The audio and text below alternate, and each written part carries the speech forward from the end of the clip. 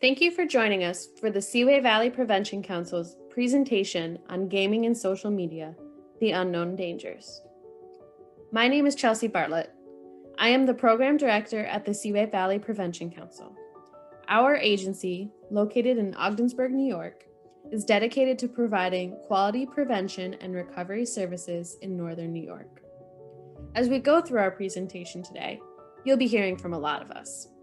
That includes Jason Novak, our Drug-Free Communities Coalition Coordinator, Janelle Riordan, a health educator in the St. Lawrence County Schools, Jordan Hatch, our Cara Grant Health Educator, Jacob Goyko, our Horizons Youth Clubhouse Assistant Manager, Amanda Green, our SUNY Potsdam intern from the Public Health and Human Performance Department, and Travis Jordan, our Reality Check Coordinator.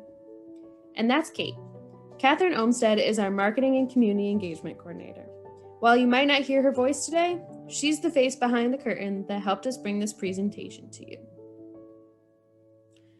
We're here to talk about social media and gaming dangers. In a time when school is on our computers, it's even harder to resist picking up our phone or our controller. But do we know all the risks that we're taking? Before now, did you know that the picture on the left is a substance in a video game? Before now, did you know that the image on the right is an example of gambling in a video game?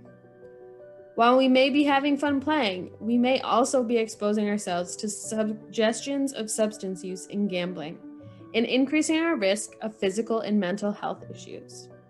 Let's make sure we're informed and know the risks we're taking. And let's start today by talking about gaming. What is addiction? Addiction is the uncontrolled compulsion or the need to do something or use something despite a physical, emotional, or social harm it may cause.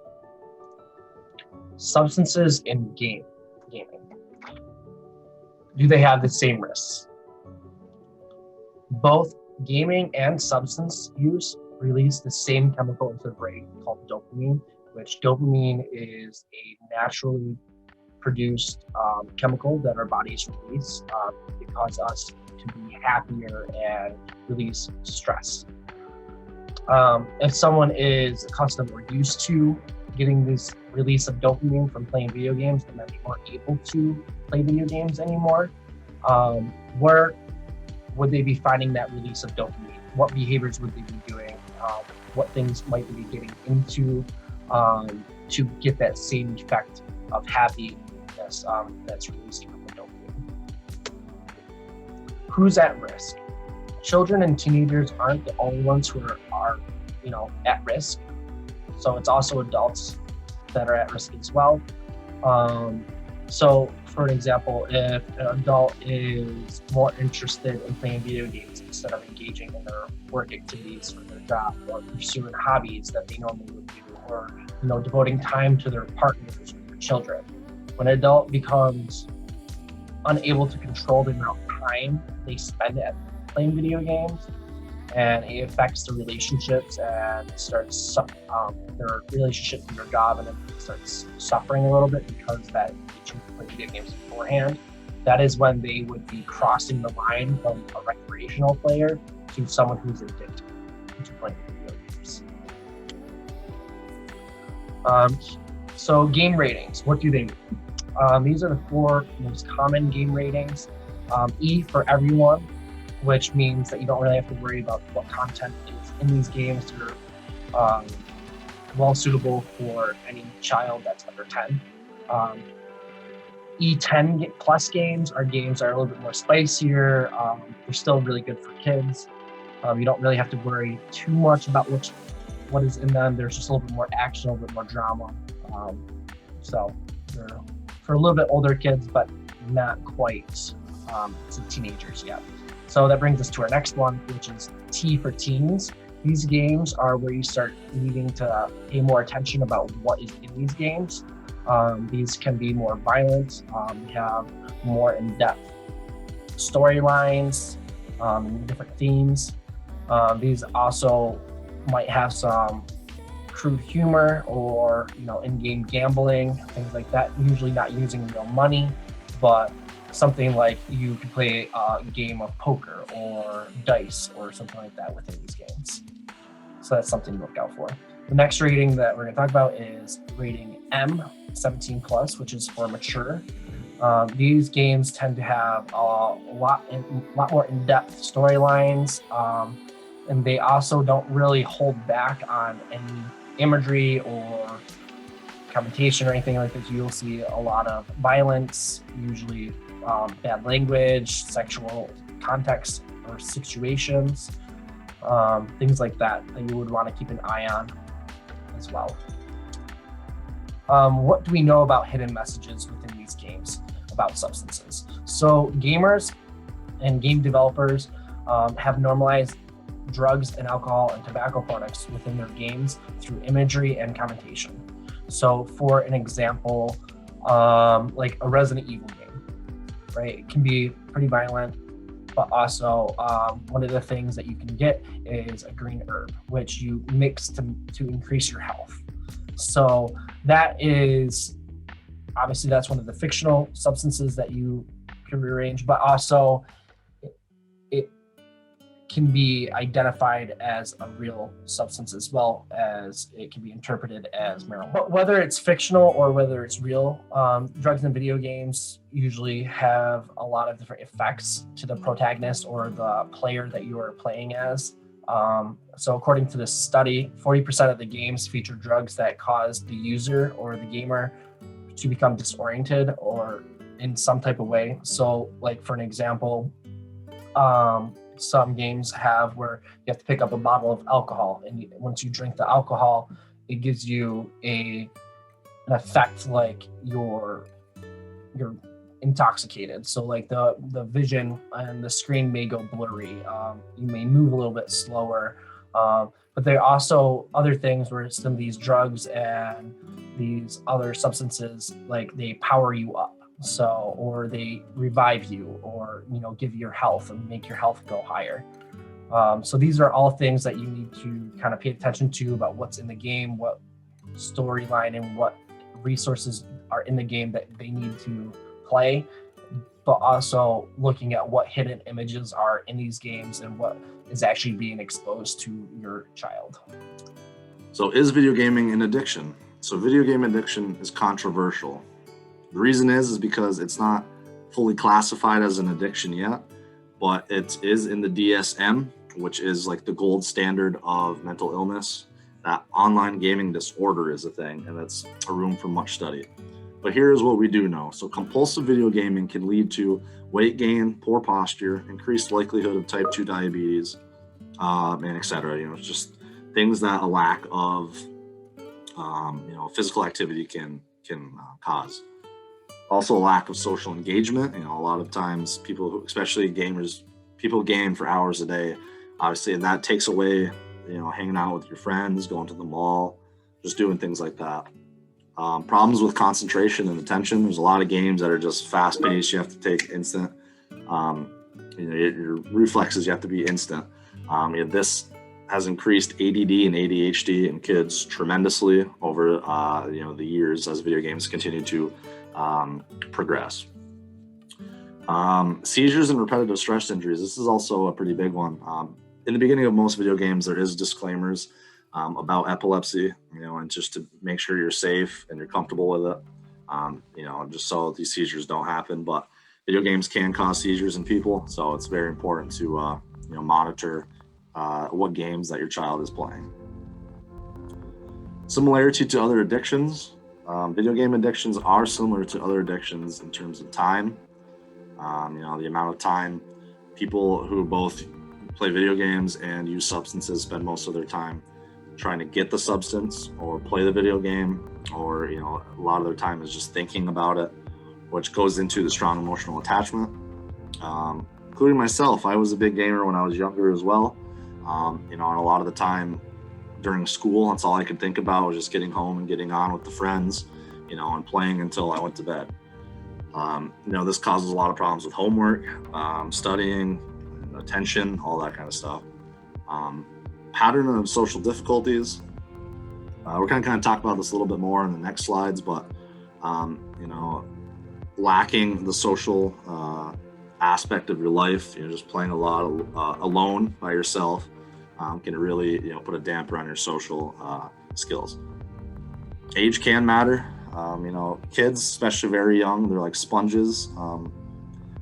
All these effects that we mentioned, or that I have mentioned, just are much stronger in kids like 10 and under. If you're the younger they start playing, the more that these effects will take place. And then there are symptoms, like, again, I put in quotes, gaming addiction. Like I said, changes in behavior, there's social isolation. People they can become depressed, anxious, no longer do things that they used to do, ignoring previously enjoyed activities. It could be a declining performance in school, which happened to me. All you just want to do is play games, and you don't want to get off, do your homework. And you play 5 hours a day, but it just seems like an hour. You lose track of time, and then it's too late, and you don't want to do your homework at like 10, 11 at night. It's a vicious cycle. It really is. Then you have trouble sleeping, when you're thinking of gaming, or we're in this huge fight and you're all excited and hyped up, but it's 11 at night, you're gonna have a hard time going to sleep. There is withdrawal symptoms as well. When you take the video game away and they start having like temper tantrums, or they start getting mad at you, stuff like that. It's very real stuff. What makes gaming addictive? I know for me, when there's a high score involved, being able to beat every time, just giving me the satisfaction of being able to beat my own high score. Being able to beat my rival in a video game, because I tend to get very competitive when, like, in sports and just gaming in general. Being able to beat the game, having that satisfactory that you've accomplished something from beginning to end. You can also role play, which means you can create like your own character and pretty much just do their own storyline, whatever you pick, anything. There's also a discovery aspect of playing video games, where you get to just roam around, like in Minecraft, where you can farm materials, play with friends. There's also, you can build tons of relationships through gaming. There's also consequences to gaming as well. Dopamine addiction, just being able to sit down and play can be very addictive to some people. Motivation can be reduced. You can suppress your emotions, which means just keeping them in and like hiding yourself away just by playing video games, not having to deal with your emotions because you're so distracted by what's in front of you. There's also other health risks that may be involved with video gaming, like gamer's thumb. I never knew that was a real thing until actually doing the research. It's where like your ligaments in your thumb or tendons just like stiffen, and it's like your hands are stuck there. You can also have a poor mental health, just not being able to express like how you feel because you're so physically into that game world where you're just distracted by everything. You can be socially disconnected from the world. That means not being able to go outside, hang out with friends because you're just so distracted by the video game. Also, you can be exposed to toxic gaming environments, which I will talk later on in the presentation about cyberbullying, because that's a big thing going on with gaming. You can have poor grades. You can have your professional performance may decrease because you're just like always thinking about playing video games. Escapism can happen, hiding away in your room all day, just escaping from the outside world because you just want to sit and play video games. There's also treatments for gaming addiction. You can gradually reduce the time spent on video games. You should be able to recognize an addictive behavior with video games just by always wanting to play, sitting down, doing nothing, like not doing homework or wanting to hang out with your friends because you're just so into this game that you can't get off of it. You should be able to understand the causes or triggers of gaming addiction. You and your parents should be able to develop strategies that can help overcome your addiction to gaming. One thing that I used to do when I was a kid, if I was gaming too much, my parents would take away the controllers or anything, so I wouldn't play it for a while. Or they would kick me off and tell me to go outside or read a book or something, just so I don't get stuck, in the gaming environment where I don't want to get off and do anything.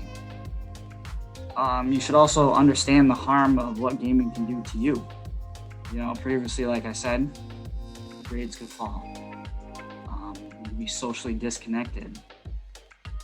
And that's the tragedy of today's day and age. Everyone is stuck on technology. And I know especially during COVID, everyone's on technology. So there's different things you can look up or do. And unfortunately, it's sad, but it's true. And it's the same thing that's happening with gaming. During COVID, gaming really, really gone up because everyone's stuck inside. So we're going to transition right into social media and substance use and how the two are connected.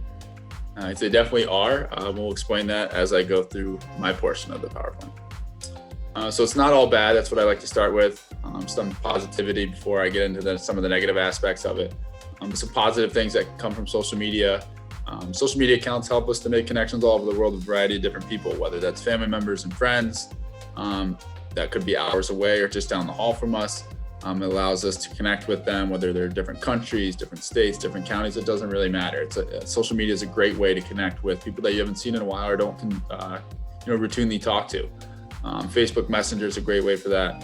And then you have other social media sites as well. Snapchat's a good way to just, for a couple seconds, see a picture of somebody. If you haven't seen them in a long time and just making a joke or whatever it is. So it's a great way to stay connected in social media, especially amid the pandemic right now. Known to be a source for updating users on news, discussions, and most famously talking about opinions and feelings. So opinions obviously are everywhere on the internet. We know that if you're on Facebook and Twitter, especially, they're loaded with opinions, but there's also some good things. And not all opinions are bad. Sometimes it's a great way to share your opinion with someone else that might share the same opinion as you. It's a good way to connect with somebody that you might not normally have connected with. It's a great way to connect with news. Like myself, I'm a big athletics guy, so sports guy. I follow a lot of my favorite team sports accounts, and that's a great way to see behind the scenes stuff, whether it's in the locker room and the guys joking around or what they do at home. They give you a different kind of view of your team and your favorite athletes or favorite celebrities that you wouldn't normally see if you didn't follow their accounts. Can make them feel less alone or isolated, referring to your kids. It's a great way for them to stay connected, obviously outside of school, especially during a pandemic again. Allows teens to share ideas and explore their creative sides. I am a reality check coordinator for youth in this area, so we use a lot of the social media for the kids to create their own advocacy accounts. So that's another way for kids to get creative and take kind of leaderships amongst themselves, because I'm not the one that creates it. They create it themselves and take it upon themselves to do that, and that's their creative side, which is great. Several social media accounts that are trying to increase knowledge and spread information on substance use. So they're not all bad.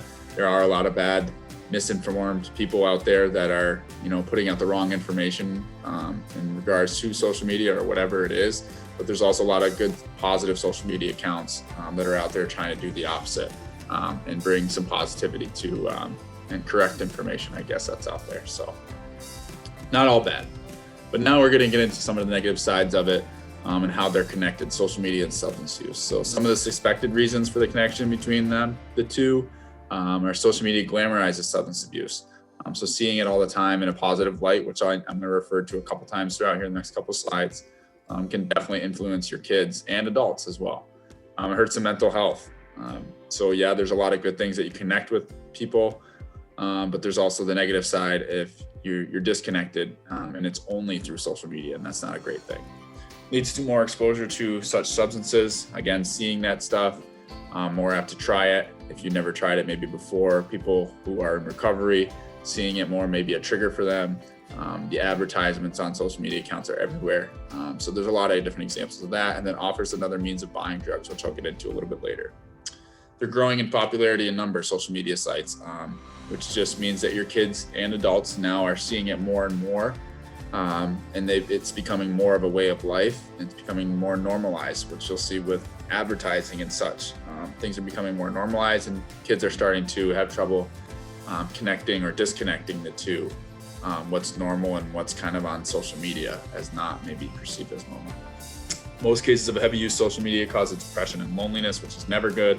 And then teens who use social media are more likely to use tobacco, alcohol, and marijuana than their peers who don't.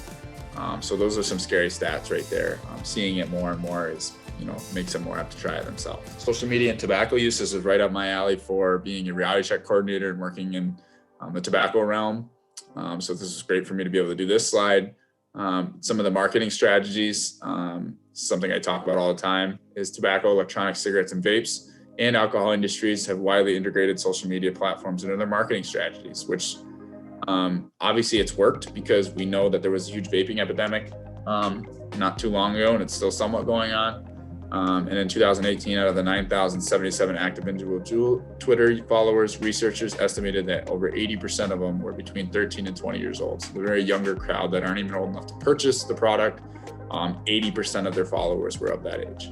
That's a scary number. 9,000 is a small number in retrospect, but now if you think about it, that was in 2018. Juul is a much bigger following now. You can bet that number is much higher. Using hashtags, if you look over there in the top left picture, those are all the blue font. Those are all different hashtags that you'll see on Instagram, used widely on a lot of different social media platforms for people to connect certain words.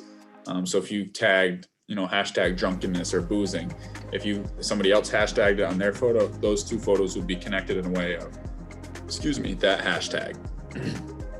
And then social media is harder to regulate. It's not as easy to regulate as it is in person or on TV. Because a lot of different people, there's so many different websites and different things going on social media and the internet. It's much harder to regulate and stay focused on the one thing, and trying to keep our kids in a safe viewing aspect. And then if you look at the bottom left there, the Snapchat, the yellow photo, I could open Snapchat right now and see 50 stories of people doing vape tricks, and that's Penelope, age 14. So that's a scary thought.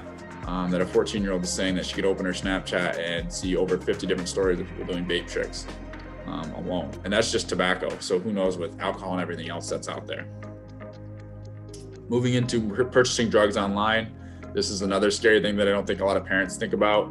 If you look at the top right, Florida teens sold drugs on Snapchat. Detectives say in the bottom, Polk County, Florida, 3 teens who were supposed to be doing virtual school were instead selling drugs over a popular social media platform. Which was Snapchat.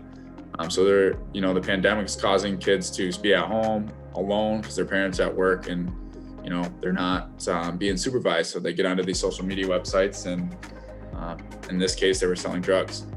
But social media outlets provide a seemingly safer way to purchase drugs online.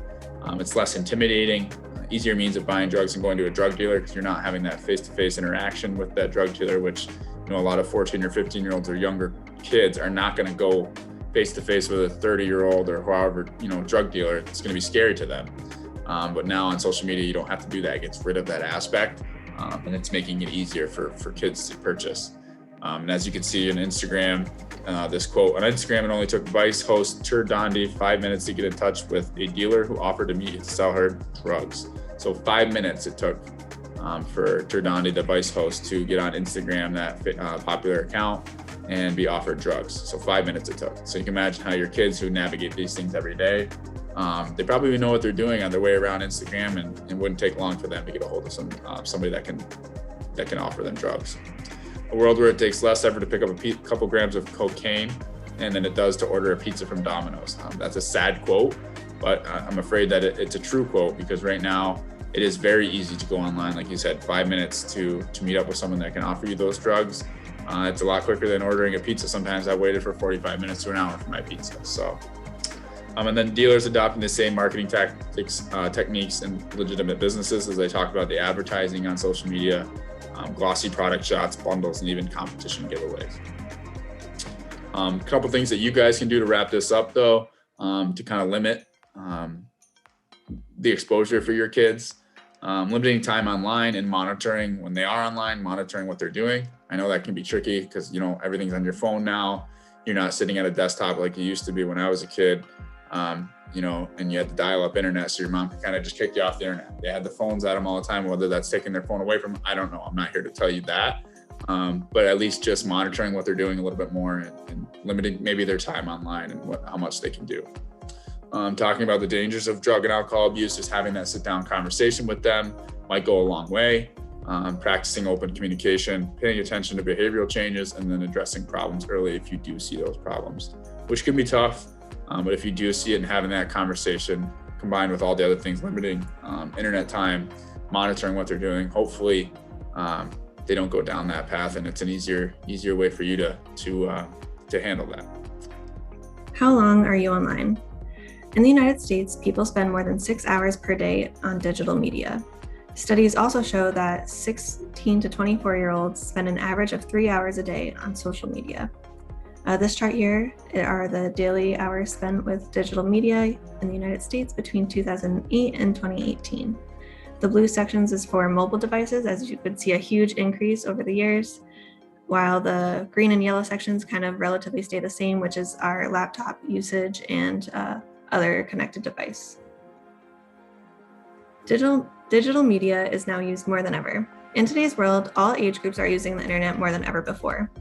Due to COVID-19, we are all using technology to go to school, go to work, go shopping, socializing with your friends, and to have fun. With adolescents doing online learning, they are only a notification, alert, or pop-up away from using social media during their school day. So they're constantly around it and never even taking a break anymore. Social media content. The most social media users only post positive things on their account to uphold an image to others that they are living a fun, happy life. Some of the most common social media posts are big life events, accomplishments, and vacations. This way, friends, family members, strangers are all able to engage with these posts and comment their opinions. It is widely known that the more likes you get on a post increases the feelings of self-worth and idolization. Not getting enough validation on social media can increase depression and anxiety, especially amongst teens. Social media has become an increasingly dramatic environment for body image in the past few years, and celebrities have a huge influence on this shift. Many influencers use professional Photoshop to alter their photos to be, in a sense, perfect. These posts put an unrealistic beauty standard on teens. Studies have found that in 2018, 59% of US teens have personally experienced abusive online behaviors. 42% of teens say that they have been called offensive names online or via text. 32% of teens say that someone has spread a false rumor about them on the internet, and 16% of teens say that they have been the target of physical threats online.